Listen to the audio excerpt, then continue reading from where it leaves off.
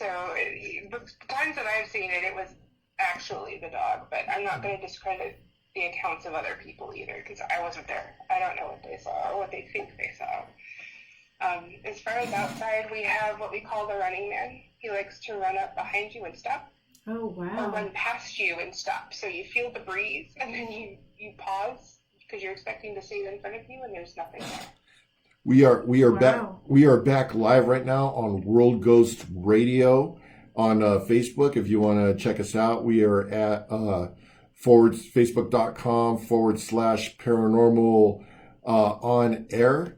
So Kim, you are back and the video unfroze. That's the first time I've ever had that happen. And if you could go ahead and share.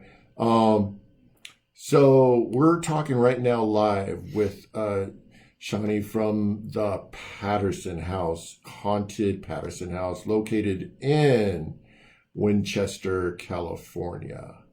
And recently, a lot of investigators have been there, like Steve Huff, Chill Seekers, myself, and Kim, World Ghosts. And there have been other investigations done there by other paranormal teams. And they say that the residents of the spirits from the house still live at this location. So what has anyone else had have you ever had people anyone run from the house scared out of their minds or anything like we're good, and just Actually, so I was in the middle of my divorce with my ex-husband, and I was moving out of my house, and he was moving out of my house the same day, and so nice little Mormon missionaries came by, and they asked him if he needed any help, and he was like, no, but the crazy lady inside might. So I invited them in, we had water, we hung out, we talked, and they were like, is there anything you need help with? Because, as missionaries, they have to, do service and stuff. right. So I was like, actually, I have this great museum. So I recruited these Mormon missionaries to come work on the Patterson House. I know, right? Such an opportunist. But they were doing stuff like trimming the trees and working on the grounds and cleaning inside. Well, the two bigger guys, big, white farmer beefy boys, they were not small guys, were up in the boys' room. And you'll know that one as the one with the desks and the airplanes in it. Mm-hmm. And the giant freaky spider in the window, Bertha. Oh, yes, yes. So they were in there, and I was outside. I think I was charging a weed whacker, and then they came running. I heard it like a herd of elephants down the stairs, out the door, and they ran all the way to the fence, and they didn't stop. And I was like, oh, I wonder what that's about. So I thought, maybe a rat, is there a snake up there? So I go and I talk to them, and they are whiter than white. I mean, they are like the whitest things I've ever seen in my life. And I was like, what happened? And they were like, we were in there and we were cleaning, and we weren't even moving. We were just dusting and cleaning the windows, and the cradle started rocking. Oh. And they were out of there. And you gotta understand, in their religion, they don't believe in that. Yeah. so they're in the house. So they're in the room, and then the cradle just starts rocking on its own inside of the room. Yes, and the thing is there's places in that floor that as you've seen, have been replaced, and so I spent a lot of time jumping around on different floorboards and finding the perfect placement so that anywhere you step isn't causing that to rock. Right. And then I launched a full-on investigation after they ran out of there that day, and so I have it situated just so that stepping around it and walking doesn't make it rock, but that thing has a mind of its own. What's going on with the rocking chair? Which one? The one in the piano room. Okay, so that chair also has a mind of its own. So the first experience that I ever had with that one is I got together a group of friends and investigators, and we were in there setting up, and the investigator, who I'm not friends with them anymore, so I'm not going to use their name, but she comes very prepared for everything. So she has this giant backpack that probably weighs more than she does. And she sets it in the chair in the corner, and you know that rocker is weighted backwards. Yeah, right? yeah, it's angled back. So she set it so that the back of the backpack was on the back rest of the chair. And this thing is probably, I kid you not, 50, 60 pounds. I mean, it is like, you would take on the wilderness in this backpack. And so after that, we kind of started setting up and like doing things, and me and her, and then my best friend was with me, and we all had our backs turned. We're setting up the table with the equipment, and we hear a whoosh and feel the thud. Mm-hmm. That backpack flew probably 4 feet. Oh, wow. Out of that chair into the center of the parlor, and it was rocking like crazy. And there's no way, with the way that's weighted, physics does not allow for how that backpack came out of that chair, especially that far. And you said it flew across the room? A good 4 feet. I kid you not. We actually measured. Wow. Man, that's. And why do you think that backpack was thrown across the room? Apparently, that chair is supposed to be for like guests. Mm-hmm. Oh. I'm not exactly a guest these days. I think that's what happened there. But there's another situation actually that the people who reported it were police officers. There was a time where there was an alarm going off at the museum in the house, and everyone, showed up. The police showed up, code enforcement, the curator was there, everyone was there, and the police were like, okay, well, stay out here, we're going to go check into the house. So they walk into the house, and it's 2 officers, and they turn straight right into the parlor, and the rocking chair is rocking by itself. Oh, so man. They went back out, and 2 different guys came in. I know there's another particular chair that resides in the dining room. I would want to say for the head of the household. Oh, John's chair. Yeah. Yeah. And what experiences have happened in that chair? Because I know that chair is for specifically him. Okay, so I've had probably my most experiences while sitting in that chair. I had to earn my way into being able to sit there without things flying at me. And I think probably the standout experience for me is after my dad died. I came home, and so I had to like catch up on stuff at the museum. It's September. We're getting ready to open up after Labor Day and all that.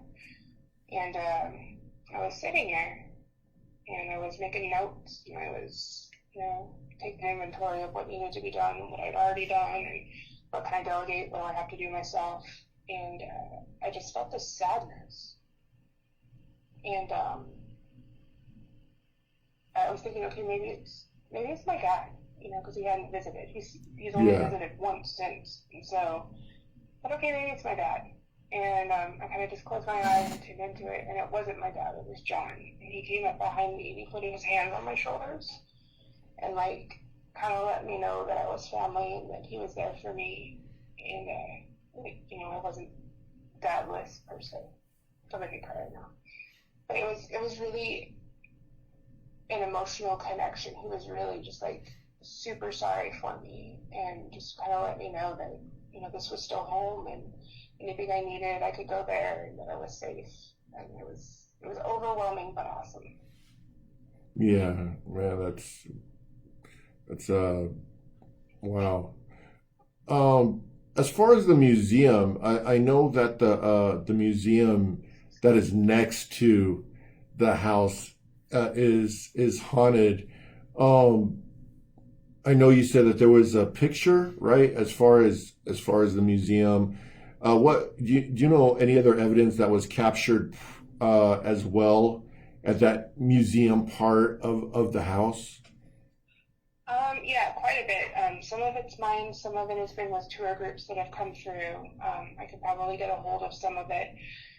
We seem to have really good luck with ovuluses over there. The ovulus. And for those that don't know what an ovulus is, it's a device that spits out words that are reciprocated from energy in the vicinity. You may get some amazing responses. We have used it on, for example, the Queen Mary. I remember we were asking questions. We're like, what time should we come back? And then the ovulus says 6. So that's how this device works. So go ahead. You said that they had an ovulus. Yeah, and we were asking questions. The name is kind of escaping me right now because I did a lot of brushing up before this interview. He was a lieutenant, and he was in the Navy. And is his pictures is he the one that's on the back wall? Yes. Okay. Yes, that's him. And he was lost at sea. He was a casualty. They literally bombed their own ship just to get rid of the enemy too. Mm. And then he was awarded a posthumous Purple Heart, and it was awarded to his mother. And he was a resident of the Winchester community, so his mother dedicated his Purple Heart, his letter from the president, and a picture and his uniform to the Patterson House Museum. So sitting in the chair, we've changed it now after many strange things happened, but we won't go into that. His jacket used to sit over the back of a chair, and you could go and sit in the chair. And apparently he didn't like that. We don't do that anymore.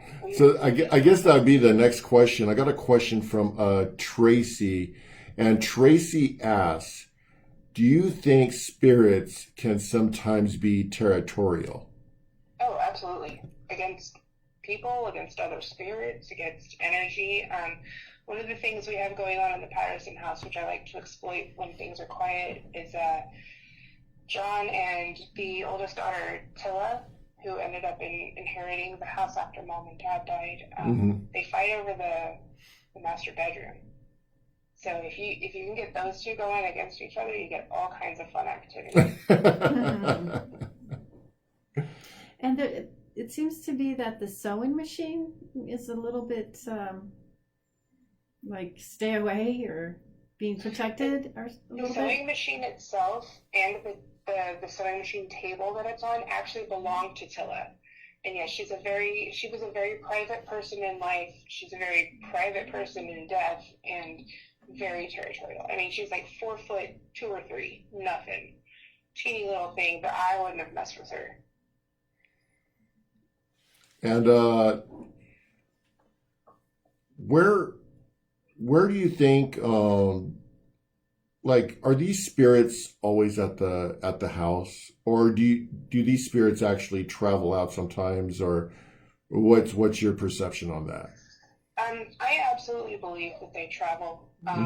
They're pretty secure in what they have going on in their people. I have this fun little theory that everyone that comes to the Patterson house gets a spirit. Like each person that comes, like, identifies with one of the spirits there. And I've seen times where we were doing fundraisers for the Patterson house where my friend who identifies with Jessie, her name is Lauren, she would be having a rough day, and she would just feel Jessie with her telling her, it's going to be okay, it's going to be fine, don't worry. And Jessie does that with Greg as well. And John's my spirit, so there's times where I've had bad days and I felt John with me. So I'm sure they can leave. And like I said, the first time I met Greg was 10 miles from the museum itself, and I was able to see John behind him. Wow. So you can actually see them? Sometimes. I prefer not to, but sometimes I don't really get a chance. Do they ever follow you, like home? Yes. Or? If I allow it, usually I'm pretty good about, hey, this is my space.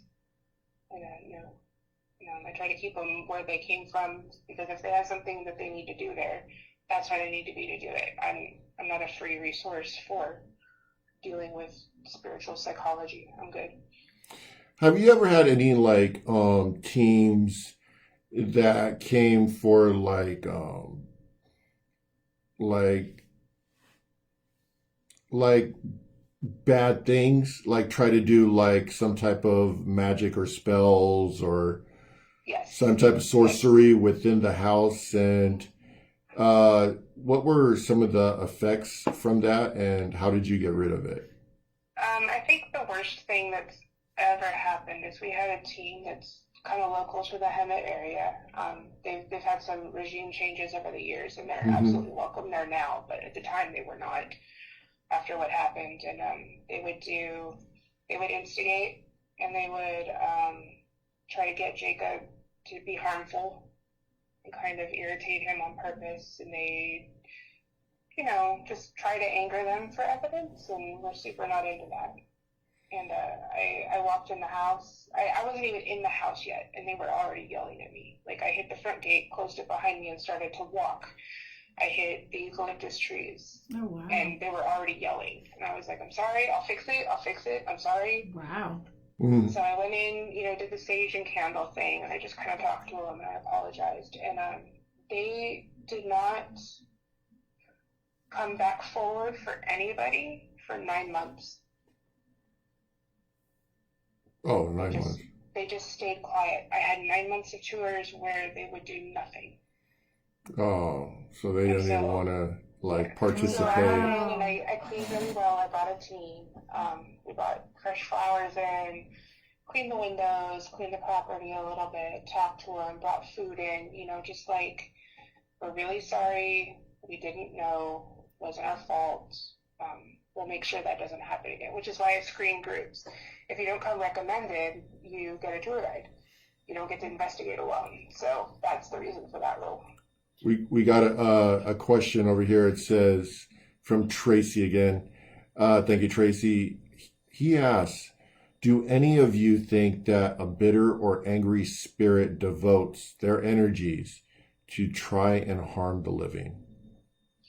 I kind of subscribe to the idea that if you were a jerk in real life, you're going to be a jerk in death. Like, if you were an angry person, you're going to be an angry spirit. Or if you were done wrong, you might be angry. I absolutely believe that they can devote their energy to that, because what control do they have anymore? What can they do besides that, Mm. And I feel like they're able to kind of psychically read us the way we're able to psychically read them. And they know, especially for like the Catholics and the more religious people that do investigating, that we're afraid of the D word, right? Nobody wants to get possessed. Nobody wants to get attached. And so I think they've even adapted their scare tactics to scare us away in that way, to make us afraid of that. So I think for some of them it's a defense mechanism, and for some of them they really just, they aren't happy. Never were, and if they can help it, you're not happy either. I think that's right. And I also think that, for instance, say if someone got murdered and they're hanging around to get revenge, I think they might use us or people that have a certain resonance or anger or angry, pissed off, use them to enact things upon the living. I think they can attach to the living that have that same resonance, and then use the living to go after people. And I also think that they can jump from person to person and do their deeds through the living. I absolutely believe that too. And believe me, if someone murdered me, somebody would be calling them on it. Like Ghost? Yeah.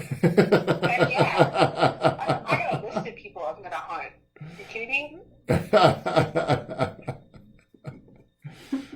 Oh man, right now we are talking with Shani from the Patterson house. She's had some experiences, and we are on Facebook Live right now. You could find us on Paranormal on Air. If you go there right now, we are on live video. If you have any questions, you could shoot us a comment in the comment box, and we are always checking it out right now. Also, want to say we have a new sponsor, Shadow Mafia Paranormal. Go check them out. You could click on Paranormal on Air, look for the Shadow Mafia. It's right there in the front, and you could check out their YouTube videos. So, as far as this, how can people help out? Because I know that the Patterson House is always looking for help, volunteers, even financially. Where can they go to sign up to help out or make a donation at? The best place to do is through our Facebook page. We're not set up to take donations just yet, but I have a PayPal in progress for that. Mm-hmm. But as far as volunteering, we're always open to volunteers, whether you want to clean up the property, you have web skills, you want to work inside the house, you want to do restorative things, you want to help with the archives. There's never a shortage of work. And we usually compensate with free tours for you and, a certain number of friends, depending on the amount of work. So it ends up being, profitable on your end too. So let me see if I can get you a link real quick. And while she's looking for the link, we're going to talk about some paradrama right now. Woohoo! So, my take on this whole thing, I've seen, I don't know why, but I've seen a lot of people posting about it's always like who's doing something right, who's doing something wrong, who's not doing anything. And what's your take on it, Kim? I've only been pretty much ghost hunting for, I would say, 4-5 years, but I've always had experiences with ghosts. It's nothing new, and everybody has their different experiences. Some person might see one, some person might see the same thing or see it different. So we all have our own experience, but there's a lot of people bickering about just like you said, people not doing it right, or they don't know what they're doing, or putting them down, or mad or angry and all this stuff. And it kind of takes away a little bit of the fun, because I think that I like investigating with other people and meeting new people, mm-hmm. and joining together with teams and getting together. That to me is fun. But it makes it hard when there's a lot of that paradrama going. I don't know if you want to call it paradrama, but there's just a lot of fighting and bickering. How do we stop that? How do we stop that? Will there be a stop to that is the question. I have no idea. Ever since I've been doing what I've been doing, like for the last 5-6 years, I've seen changes to where it seems to be getting worse. And it's like back in the day, from the stories I was told, they would have Yahoo groups, and it was like a taboo thing. And if you're pretty much if you're in the paranormal, you're called crazy, and this wasn't looked at as it is now. In today's society, this was looked at as just something different. And they would actually have little Yahoo groups that they would go in trying to figure out and invent things and devices, and as far as spirit communication and different types of ways to do that. Now it seems like since it's been through, since more evident that it's all right, everyone's backing away from helping each other, and then they just seem to hurt each other more and dictating what's right. And it sucks because since we've grown, you would think it would be a lot stronger, but unfortunately I think that it's fallen apart. So that's my personal view on it. Will it get better? I don't think anytime soon, but it's just it's just what it is. I think right now it's just to each man his own type thing, and just figure from there. So, what do you think, Shawnee? Yeah, Shawnee, what do you think? So I also pretty decent thoughts on this. I have been the victim of paradrama. I have accidentally, unintentionally contributed to paradrama. I mean, anytime you get a group of people together, especially with differing opinions where there's no concrete, solid, scientific, this is how it is, and this is how it isn't, you're going to have arguing. But I think the important thing to realize is that there's really three groups of people in the paranormal. There's your people that are after, like, scientific proof, that, you know, want to see what's out there, they want to prove that it's there. Like, that includes your skeptics, your people that are super interested in it, people in career fields where they can help, you know, devise things to help us figure that out. Mm-hmm. And then you've got your hobbyists. They're just curious. They want to see. You know, they've watched a lot of ghost hunters. They think there's F. Bagans now, and so they're going to go and they're going to yell at ghosts. So not all hobbyists are like that, but many of them are untrained and uninterested in getting trained. But they may have clout in another field or another circle, so they bring that clout with them, and, you know, we see it with actors all the time. Actors are suddenly ghost hunters because they're semi-B-list famous, and then they go in and they probably make a location worse. And then finally, you have the people that are in it for profit. And these are people that have, you know, already been through being hobbyists. They've already been, you know, small residential teams. They've already done all these things, and now their goal is to create equipment that helps us gather that evidence. And none of us in the hobby or, you know, people who want to investigate for the scientific reasons, we're not in a position to judge the people making these things. Like, if you buy something from someone or someone else did, it works or it doesn't. You believe in it or you don't. Right. It's that simple. And I think the sooner that we start to accept that all three of those sects of paranormal investigation are acceptable, they're all viable. These are all ways to get along. Like, there are no hobbyists without people inventing equipment. There are no residential investigations helping families and, you know, saving people from attachments without people coming up with new and better ways to, you know, get a handle on it and prove that it's there and gather evidence to present. You know what I mean? Like, and I don't think there's anything wrong with people that want to make money off of it, but the people that aren't doing it for that aren't in a position to judge the people that are. You know what I mean? Right. No, definitely. I think that's true, and you kind of made me think of something. So there's in what I've seen is there's kind of the scientific approach, like you said, and then there's like a psychic approach, and I think both want validation. And if we can get along, that'd be great.